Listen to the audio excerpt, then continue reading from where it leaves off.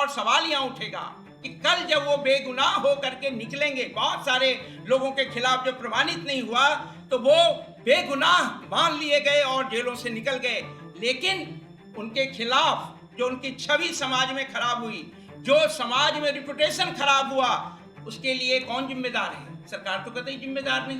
क्या सरकार उसे कोई कंपनसेशन देने के लिए तैयार है? तो ऐसी स्थिति में ऐसे कानूनों का तुरंत वापस होना बहुत जरूरी है।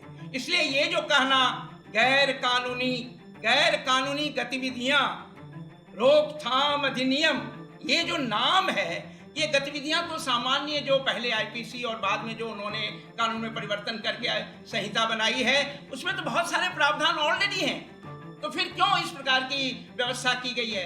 ये दुर्भाग्य था कि ये बहुत पहले बना, लेकिन उसे लगातार जो है समाप्त करने के बजाय उसमें संशोधन होते गए और 2019 का संशोधन तो बहुत ही खतरनाक संशोधन है, जिसमें व्यक्ति को ही आतंकवादी घोषित मान लिया जाता है। कानून कभी व्यक्ति को अपराधी मान करके उसके ऊपर जो है वो न्यायपालिका उसकी सुनवाई करे, उस पर तमाम जो है तथ्यों और साक्ष्यों के आधार पर कुछ हो, वो तो मान के चलते कि ये आतंकवादी है।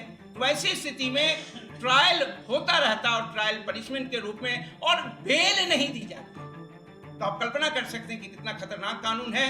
और ऐसे कानूनों को समाप्त करना ही इस देश में जनतंत्र को बचाना, कानून के शासन की स्थापना करना और आने वाले कल जो भारत की एकता और अखंडता को सुनिश्चित, जहां आप कहते हैं कि भारत की एकता और अखंडता को खतरा, संप्रभुता को खतरा, तो वैसी स्थिति में अगर आंतरिक रूप से जो है लोगों के बीच में मतभेद होगा, लोगों के साथ अन्याय और जुल्म होगा, कानून के द्वारा भेदभाव होगा, पक्षपात होगा, तो कहां से आप उस एकता की बात सोच सकते हैं?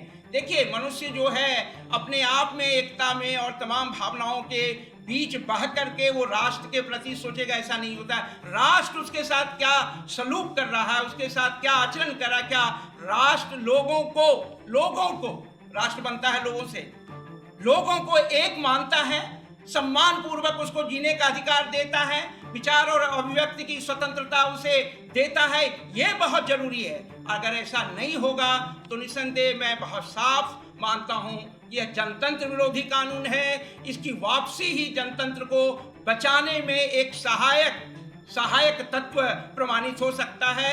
इसलिए यथाशीघ्र एक जनता के बीच में लोकमत बने, लेकिन लोकमत को खंडित करने के लिए, लोकमत को प्रभावित करने के लिए जानते हैं आप किस प्रकार के उपाय किए जाते हैं। धर्म को बीच में लाया जाता है, और धर्म भी वो धर्म नहीं है जो मनुष्य जिस धर्म को मानता है, जिसमें आस्था रखता है, जिसमें विश्वास रखता है, और जो उसका निजी मामला है, वो पर्सनल मैटर है। लेकिन जब आप धर्म को पब्लिक इशू बना करके लोगों के बीच में मतभेद करेंगे, तो फिर वो नागरिकों के बीच में जो समानता का भाव है वो समाप्त हो जाता है, और इससे संविधान की जो मूल आत्मा है वो प्रभावित होती है। मुझे लगता है कि यहाँ दोषी सरकार तो है ही, न्यायपालिका को भी मैं कम दोषी नहीं मानता हूं, क्योंकि अंततः नागरिक उम्मीद की नजरों से, आशा की नजरों से कहां देखेगा, वो न्यायपालिका की ओर देखेगा।